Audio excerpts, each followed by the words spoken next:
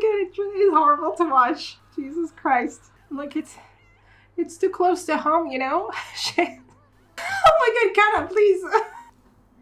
Shanta, hi guys, I'm Judy, and today I'm going to be watching Oshi Season 2, Episode 9. In the last episode, we had like kind of the precursor, I would say, to the actual scene that we're waiting for. That is when Aqua really has to show like not only feelings of rage, but more like feelings of relief and sadness kind of mixed, which is a big deal. We know that. When he realizes that Sai is actually alive, I think. So we didn't actually get there. We're still like kind of the level before that, where he's just enraged about her death. And it fit because we were talking about how Aqua couldn't enjoy his acting because then he would invariably kind of trigger his own trauma and he couldn't bear that. So instead, he's just going to make himself suffer and not enjoy acting. So being enraged, it kind of works with that. I had one comment on my last video kind of saying, like, I was talking about how I didn't think it was really good advice.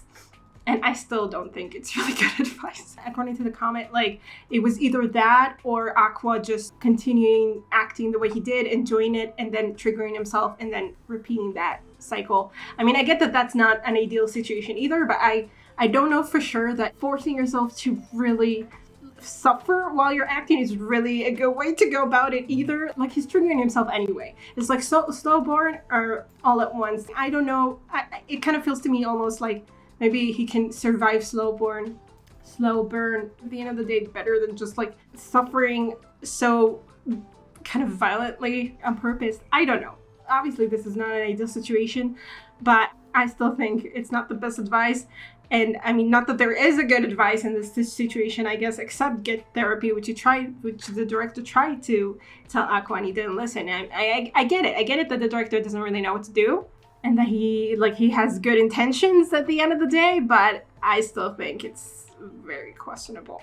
Anyway, going forward, let's see how we tackle. I'm assuming this is going to be, you know, the scene of his grief, joy, whatever it is it's supposed to be. It's almost like the thing that he never got to experience with Ai, because Ai actually died, and here like Sai comes back to life. So it's like a really mixed bag. Let's get into this episode. Let's check up some DNA, or alternately check out my Patreon to get full reactions of Oshi and reactions to other shows that might be up your alley. Most importantly, though, I hope you enjoyed this reaction. If you do, please leave a like, comment, and subscribe to let me know. Don't forget to support the original content, and let's get into it. Let's get into it.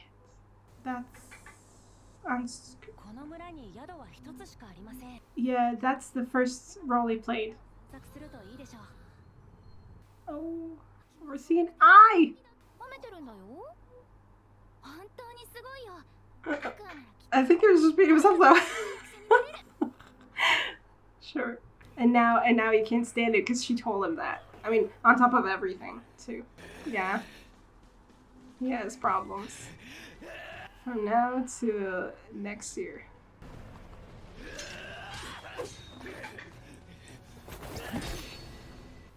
Wow, that's really intense. Oh my goodness. Yes.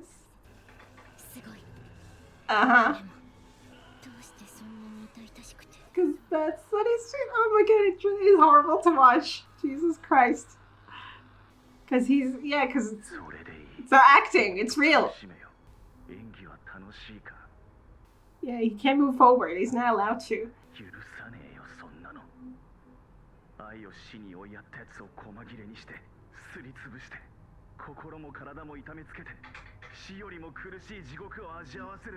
My goodness. Yeah, I'm you. Exactly.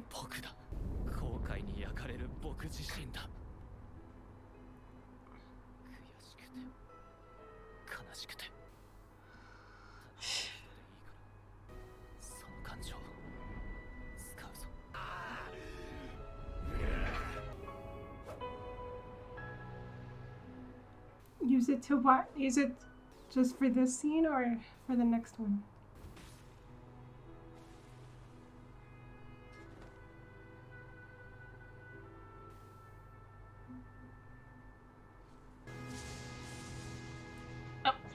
He did that? Oh shit. Okay, I don't know actually when the scene when Saya comes back is, so. もう遅い。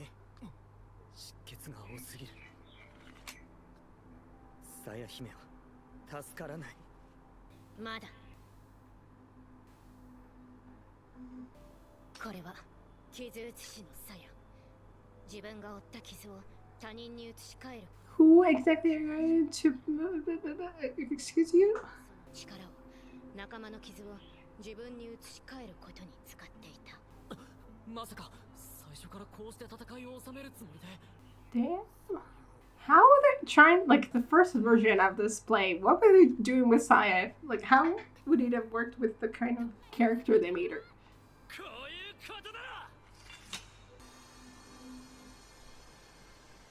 So what are they doing? Returning?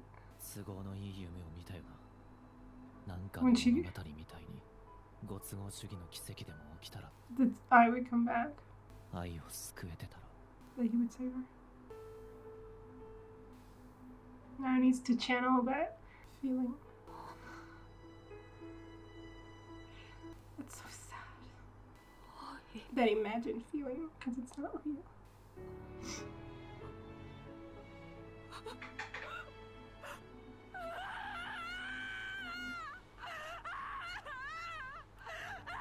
Like it's too close to home, you know? Shit.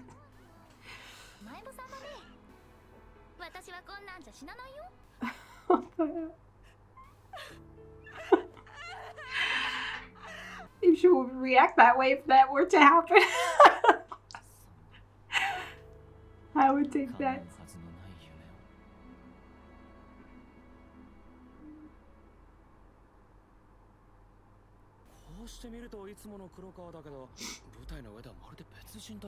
Yeah, she's cool. Wow. It's nice that they get to see her, you know, in her element.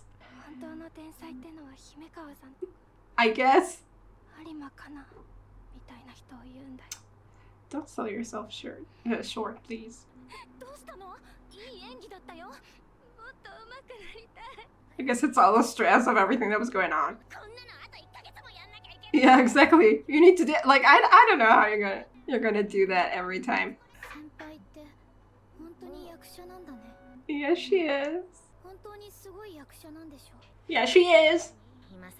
Maybe she feels she's holding you back by forcing you to be in her, what do you call it, idol group?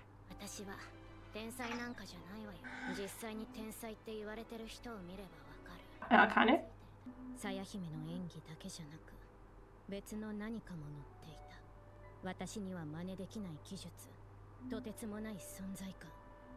それをきっかけにアクアの演技が振り切れるほどの。Yeah, I mean, he projected his feelings about Ai on Akane, and we already know that Akane can kind of imitate Ai to a very concerning degree.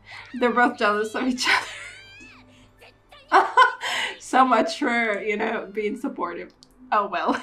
himekawa は映画の撮影と並行で稽古。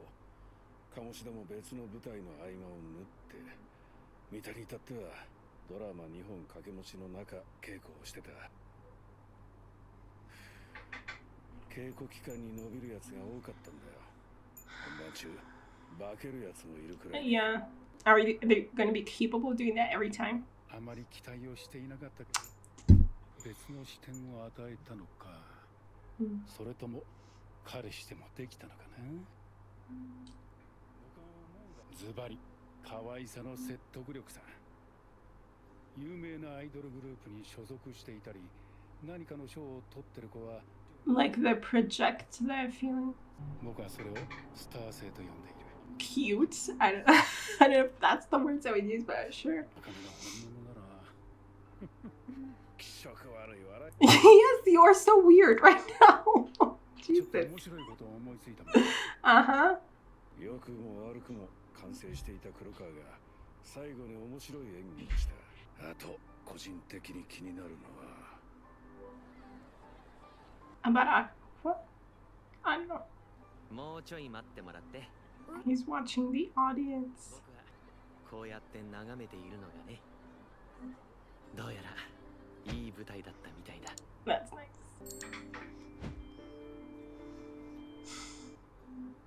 I'm glad you're happy. しかし次の物語の舞台はすでに幕を開きかけていた。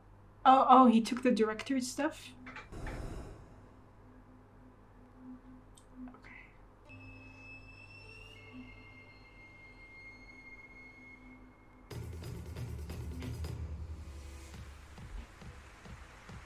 We're starting over? Or is this the end? Yeah.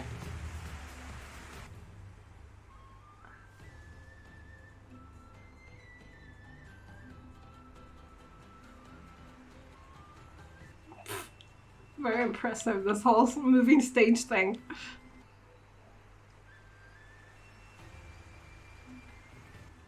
Okay. Oh. Ooh la la. Where's himekawa? Kana's face.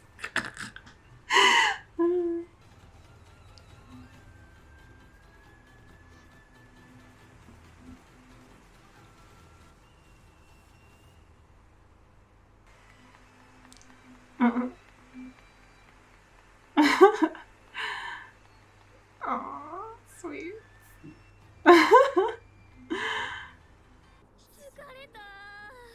How many times did you do it by now? 大臣は飲み会好きだよな。予約は任せてください。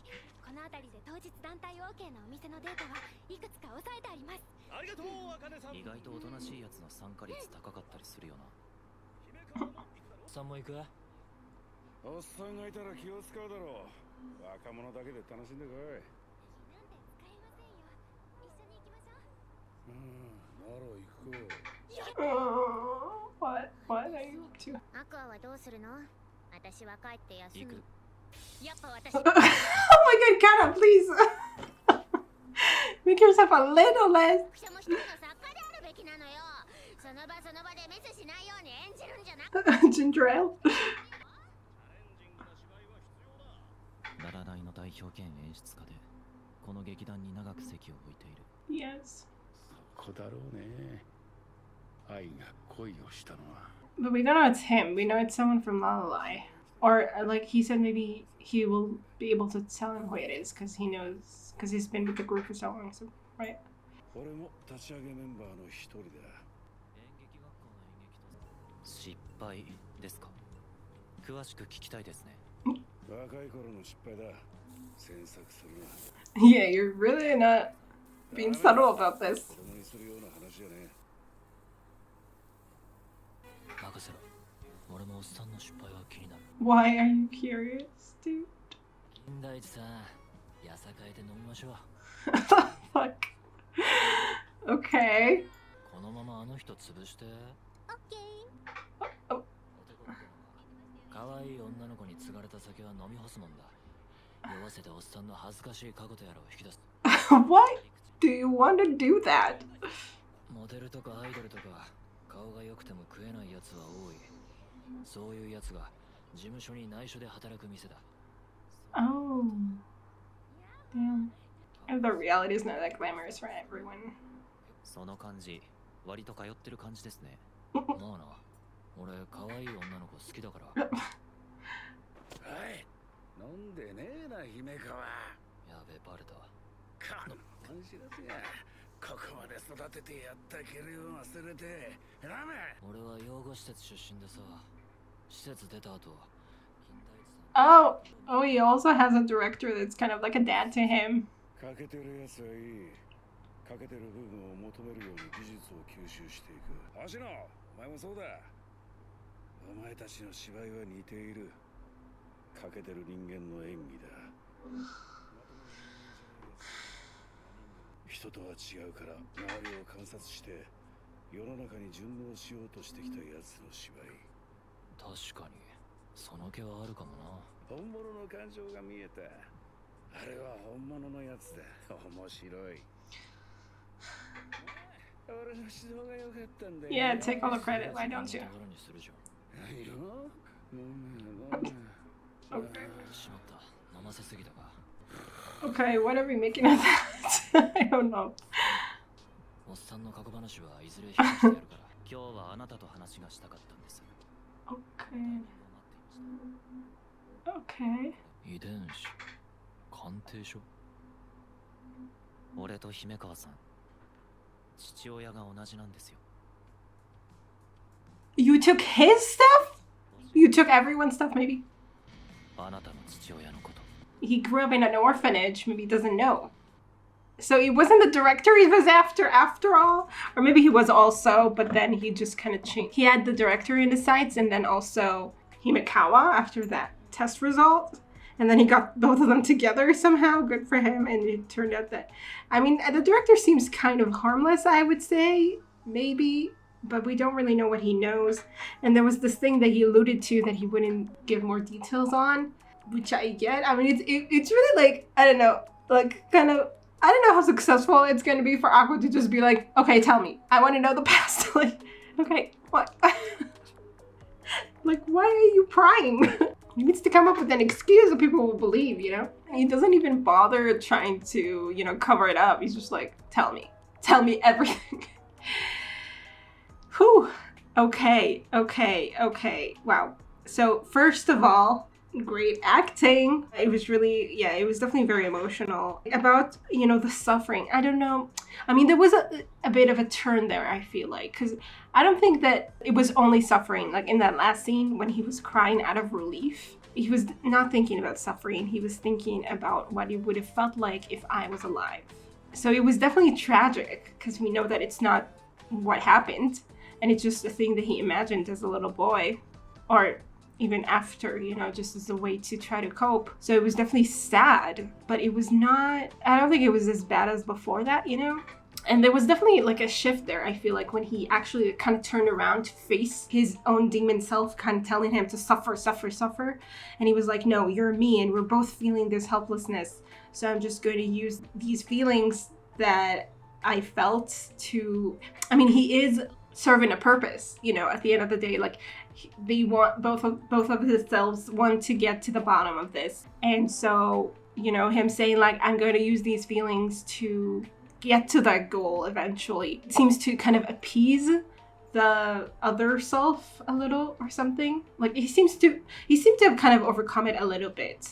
I don't know if that means that it still means that he can just, you know, act and enjoy acting for the sake of acting. You know, he can just let himself be that carefree. But I think there was a little bit, like a sense of a little bit of control there that was gained. And I don't know, honestly, I guess that was just like every time that they put on the play, that's what he had to do. That's what he had to go through in order to convey these emotions. I don't know how you can do it. Like, you know, it's like one thing to do it one time, but then do it over and over again. You know, prepare yourself for that, to press, you know, your deepest wounds, to get that acting out of yourself every time. Yeah, wow. But Aqua has a purpose, so he's willing to do anything for that purpose. We realized that. But anyway, it was really sad to imagine him as a little boy, just like wanting this miracle and you know, imagining this moment, how it were to happen if it did. And it was just so sad. It was just so sad.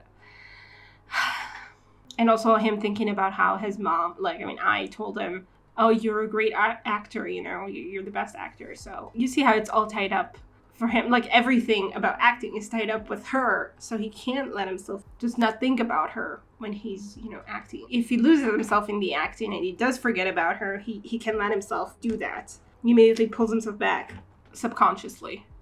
Messed up. But we know that. And then we had like that focus on Akane and Kana and how they were both very jealous of each other. They couldn't see their own kind of how good they were on their own. They were told by others like, wow, you're so good at acting. And they were like, no, she is better, or something like that. Which is kind of sad. I mean, I think that it more comes across as like it being kind of maybe a healthy rivalry of them like trying to push themselves to, you know, overcome the other and kind of doing it together in some way. But I don't know, really, because it does sound kind of aggressive, at least on Kana's part especially. Because we know that Akane really admires her, and I guess also is also jealous of her. And Kana is also jealous of Akane and admires her, but her kind of way of dealing with that is like she comes across very jealous. I mean, it's their personalities. Akane is more prone, I guess, to crying, and Akane is more prone to, you know, being angry. So yeah, I mean, it's expected that they would react this way. They're definitely not gonna become friends. They kind of see each other as like it's not gonna change, but they do admire each other. We know that. It's just that they don't show it, and they don't feel like they could ever show it. I think they're definitely neck to neck in all of this acting gig. And then, yeah, honestly, I don't know what to make of Himekawa. I get that he's supposed to be a really good actor. I didn't see anything to convey that, but I just feel like the stage play just didn't give me anything to really be impressed by. I was like, okay, he's a main character, he acts like a main character. Good for him. You know, there was nothing there that was really like, wow, he can really act. I don't know. But I'll take their word for it. I mean, sure. Everybody feels it, everybody says it. I get it. I just didn't see it, but sure. And now it's interesting that he turned out to be a more prominent factor in in everything that's going on with Aqua. Because I was like, okay. I was just like, okay, he's a good actor. But beyond that, I was like, you know, I didn't think he would stick around or anything. Now things have turned really interesting. So this guy, it wasn't enough that he got, I don't even know what they were, his lover killed. He got involved with other women. At least one more woman, and a woman, and got her pregnant as well. Yeah, that guy is turning out to be a real dude, upstanding guy. So I don't know, like, what we're telling, you know, how far we're going to reveal things to Himekawa, but he is, like, more personally involved with this, and he might have, like, an agenda against his dad figure too. So this might work in our favor, you know, we might, I don't know. I don't know how much Aqua is going to tell him. I guess it depends on how much Himekawa is able to tell Aqua, how much he seems to be willing to take part in this, I guess. I don't know. Yeah, the director, again, I think he might be able to tell us something that will help. But I don't think I don't know, but I don't think he's directly involved, unless he is, and I'm completely misreading it. I just that I was like kind of afraid when he got drunk and he started, you know, kind of telling Himekawa off for not drinking or stuff. I was like, oh my god, he's going to get violent, he's going to get something. I didn't know where we were going with this, but he was just really fixated on the fact that he wouldn't drink. And he seemed, like, overall, it seemed kind of lighthearted, the way that they were, because then we realized that Himekawa had a relationship with him that was a little bit like Aqua and his director. Interesting that these directors just adopt children left and right. I mean, no, not really, but like, you know, how often does it happen that two directors have like this attachment to orphan kids? Okay. I mean, but they seem like decent guys, I would like to say. I don't know, I hope. Our director, yes, I do believe that. On the whole, this director, I think so. I don't know. I'm not 100% sure. Interesting developments. I do wonder if Himekawa can tell us anything, but I don't know if he can. And grew up in an orphanage. Maybe he doesn't know anything about it, and maybe he doesn't even care. I mean, no, maybe he does care. I mean, it depends. Could be that he doesn't. Could be that he does. Maybe he knows something. I mean, it's kind of fucked up that he's in Lalala, actively, you know, a part of it, and his dad was a part of it in some way, or connected to it in some way. I don't know what happened, but he ended up in an orphanage, and then, you know, he found himself back. Like, I wonder if the director is somehow searched him out or something in some way, because he knew about him. He knew his dad, knew something. I don't know. Maybe we'll get some answers a little bit. Who knows? I hope you guys enjoy this reaction. I will see you in the next one. Bye. Special thanks to my top patrons: Radiant Tear, Andy Plays All Night, Stone Tree, Tyrannor, Michael Gabriel, and Shakugan. And to the rest of my amazing patrons, without whose support I would never be able to do any of this. Thank you so much.